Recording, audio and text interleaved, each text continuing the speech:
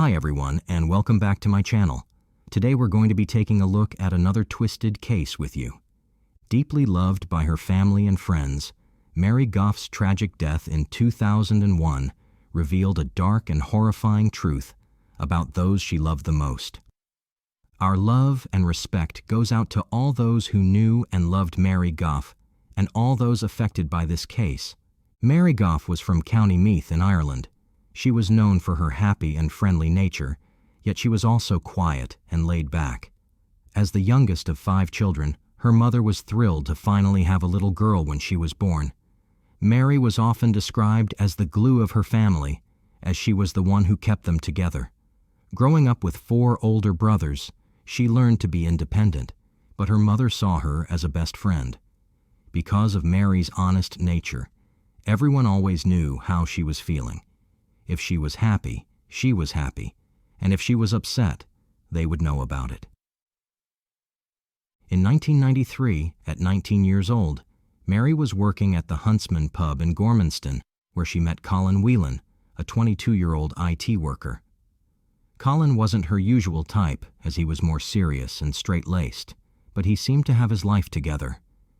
They met during a time when Colin was frequently visiting the pub after breaking his leg at an REM concert at Slane Castle, a famous music venue in Ireland. Shortly after that, the two started dating. In 1999, Mary and Colin hit a rough patch and broke up. Mary was confused and upset, as she did not understand what she had done wrong. Seeking closure, her mother reached out to Colin for an explanation. His cold response was, "It's not my concern how Mary is dealing with the breakup and not my fault." This was the first glimpse Mary's mother had of Colin's heartless side. Despite the pain, Mary eventually picked herself up and focused on her future. She landed a great job as a secretary at the production house behind the film, Rob Roy. When her contract ended, she was offered a position in Scotland by the same company, but she turned it down, likely because she still couldn't get over Colin. After 6 months apart, Mary got what she wished for, and they got back together.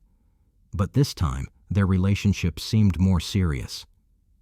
In 1997, Colin bought a house in Balbriggan, which was on the outskirts of Dublin. The two moved in together and seemed happy. Colin worked for a bank in the city centre, while Mary secured a position at a solicitor's office in Swords, County Dublin. In 1998, Mary and Colin got engaged while on holiday, and Mary was over the moon, even ready to tie the knot immediately. But their wedding wouldn't happen for another 2 years. On September 9th, 2002, the big day finally came, but Mary wasn't the glowing bride everyone expected. At one point, she stood outside the church with her new husband, burst into tears, and ran back inside, followed by concerned family and friends. Colin, however, didn't show much concern. Many thought Mary was sad because her father, who had passed away in 1989, wasn't there to walk her down the aisle. Later, she confided to a friend that she felt overwhelmed by all the attention and being the center of the stage, but there was more going on behind the scenes. She said when she got to the church and seen everybody looking at her and realised she was the centre of attention, and that was a shock. She liked to be in the background. And then, when everyone least expected, something horrifying happened. On March 1st, 2001, just after midnight, Colin Whelan made a frantic 911 call. The operator talked him through CPR, and the ambulance arrived shortly after.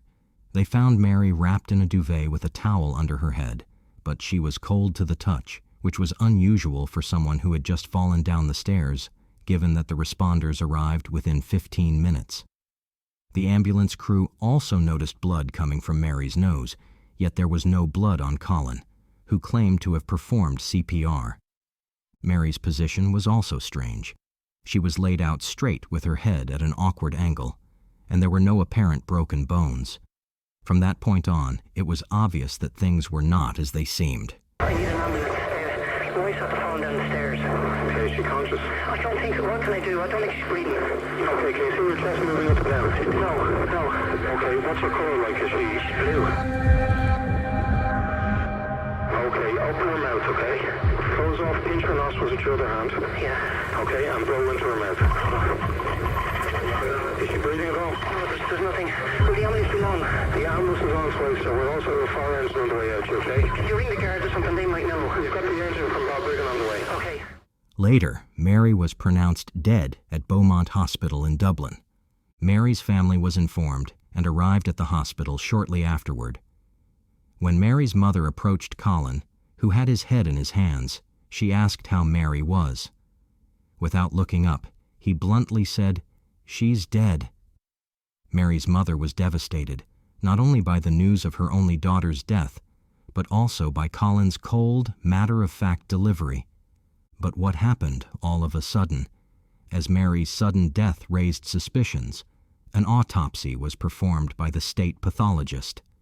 The findings were horrifying.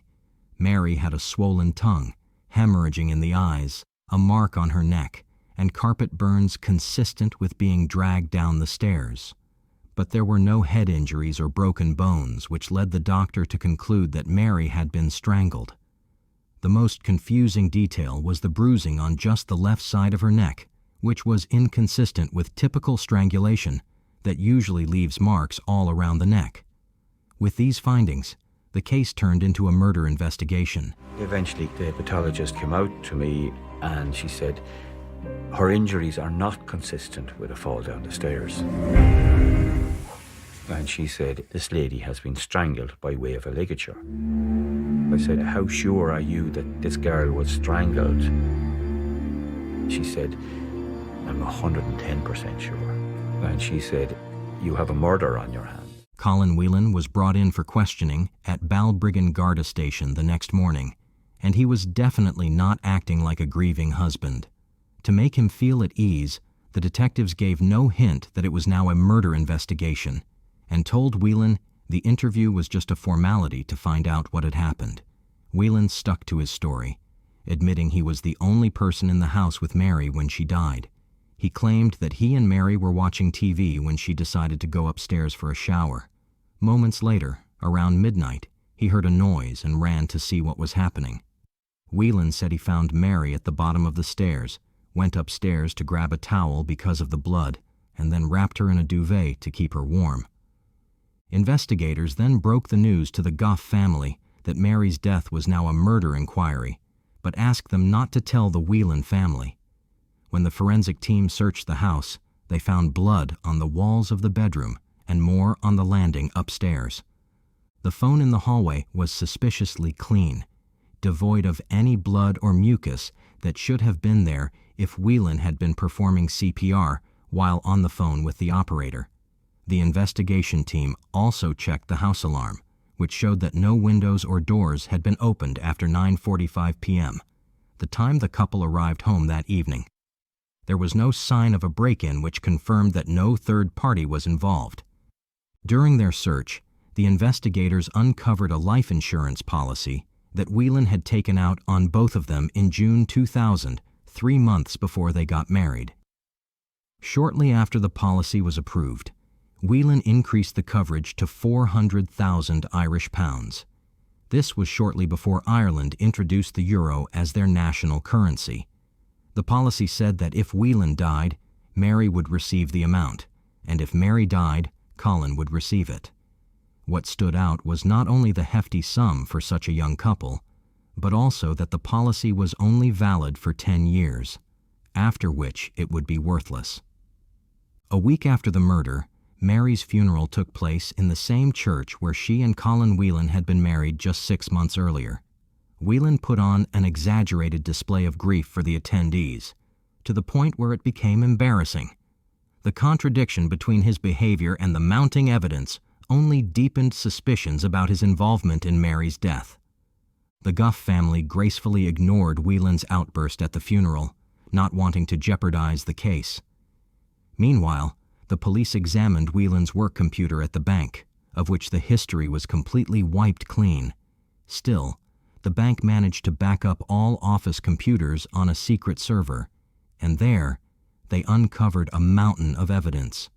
Searches on the computer revealed Whelan had looked up information on strangulation, asphyxiation, and the effects of oxygen deprivation, making around 22 searches on how to kill someone weeks before his wedding. I came across other search terms like blocking the windpipe and strangulation, choking. This wasn't something that was just out of curiosity. This was ultimately going to bring about the death of another person. I was shocked when I saw in the month of August, virtually a month before he married her, was strangulation. Then, as I trawled back to the month of June, he was looking up the spelling of asphyxiate. 2 months before they even married. Colin Whelan was also found to be very active on chat sites. He used the nickname Celtic Tackler and described himself as a widower and a true red-blooded Irish male. He had been talking to a divorced woman in Wales and telling her that Mary had died in a car accident and that he was about to get a lot of money. They planned to meet in March 2001, and the woman had fallen hard for Whelan. When the police interviewed her and revealed the true story, she was devastated. A deeper investigation into Whelan's computer history showed research into American killers, particularly Henry Wallace, who was active in the 1990s. Wallace used a towel wrapped around a cord to strangle his victims, which left no ligature marks and kept his victims warm to hide the time of death. This discovery aligned a bit too much with the circumstances of Mary's death and was seen as a crucial piece of evidence. The police combed through Colin Whelan's house once again and specifically looked for something he might have used as a bond. They tested numerous items, and when they examined his dressing gown cord, they noticed it was overstretched. Tests also revealed Mary's blood in the fibers of the cord. Whelan had worn the murder weapon around his waist while paramedics tried to save his wife. The towel he used to minimize the suffocation marks was likely the one resting under Mary's head. With this evidence, Whelan was charged with Mary's murder, and the trial was set for October 2003. Due to the lengthy wait for the trial, Colin was released on bail. He had to live with his parents, sign in at the Garda station daily, pay a bail bond, and surrender his passport. He lost his job at the bank and rented out the house he had shared with Mary for income. 29-year-old Colin Whelan was brought before Swords District Court today, charged with murdering his wife at their home between the 28th of February and the 1st of March last. In reply to the charge, he said, "I did not do it." He was remanded by the judge. We took him to prison.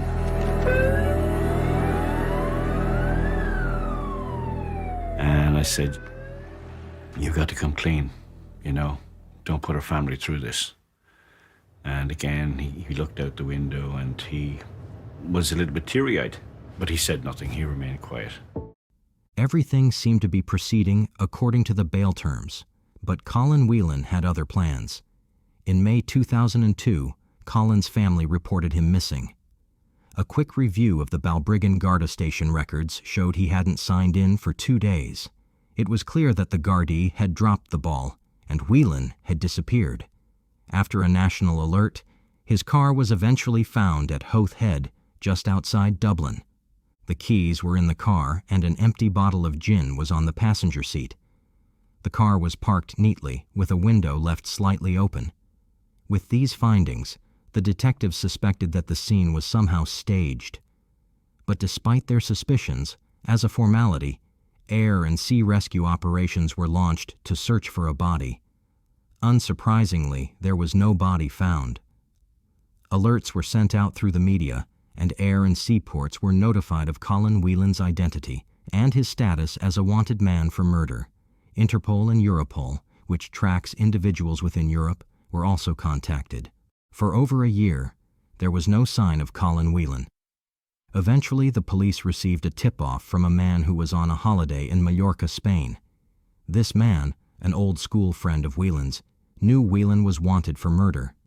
He befriended another barman at a local bar and casually asked about a fellow employee. The barman told him the man was named Keane Sweeney from Galway, Ireland. Upon returning home, the friend called the police with this information. The police then called Europol, who put Colin Whelan under surveillance. An arrest warrant was issued, and the Spanish police went to the bar and arrested him. Colin Whelan's attempt to evade justice had finally come to an end. Colin Whelan was taken to the Civil Guard station in Madrid, where he initially denied his identity.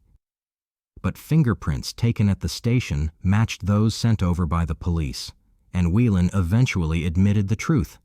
The next step was to organize his extradition back to Ireland, a process that had never been done before. Once the extradition was finalized, Irish detectives flew to Madrid to bring Colin home. During their conversation, one detective asked Whelan how he had managed to get a passport and make his way to Spain.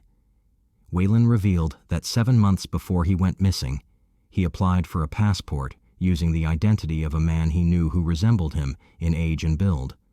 Knowing this man didn't travel, Colin was able to successfully get the passport. He then took a train to Belfast, a flight to London, another flight to Barcelona, and finally a boat to Mallorca. Upon his return to Ireland, Whelan faced Mary's brother at the airport. A Garda approached Mary's brother, asking if he planned to hit Colin. The brother assured him he wouldn't. When Whelan arrived, he and Mary's brother locked eyes for a minute before Whelan dropped his head in shame. While Whelan awaited his trial in prison, Gardaí continued to gather as much information as possible to prepare a solid case. Last night, Colin Whelan was extradited from Spain. Members of his family were in court for the brief hearing. Colin Whelan was taken from Dublin Airport to the Bridewell Garda station, where he was held overnight. Today in court, Judge Patrick Brady remanded him in custody to appear before Mr Justice Paul Carney at the Central Criminal Court on Monday morning. They focused on uncovering details about his past relationships and any other crucial information that could strengthen their case against him. There were still people who believed Colin Whelan was innocent because they didn't know the full details of who he truly was. One person Gardaí found was a woman who had been in a relationship with Whelan before Mary met him. This woman recounted how violent and controlling Whelan had been, which forced her to leave the county to escape him. They had met at a disco, and for the first 6 months, Whelan wooed her with charm. But once he felt secure in their relationship, he changed completely. Whelan controlled every aspect of her life, telling her who she could talk to and how she should dress. And at one point, he became physically abusive. When she found out she was pregnant, she was terrified to tell him. And just as she feared, Whelan was furious. He told her there was no way she was having the baby and brought vodka and aspirin one night, trying to force her to take them to have a miscarriage. She managed to avoid taking the aspirin, but was forced to swallow some vodka. At the height of his violence that night, he kneed her in the stomach, which caused her to miscarry and lose the baby. This testimony painted a horrifying picture of Colin's true nature and gave critical insight into the kind of person he was. Another significant piece of evidence came from another woman who had dated Colin briefly. She recounted similar experiences of his charm turning into possessiveness and aggression. Colin's abusive behavior had driven her away as well.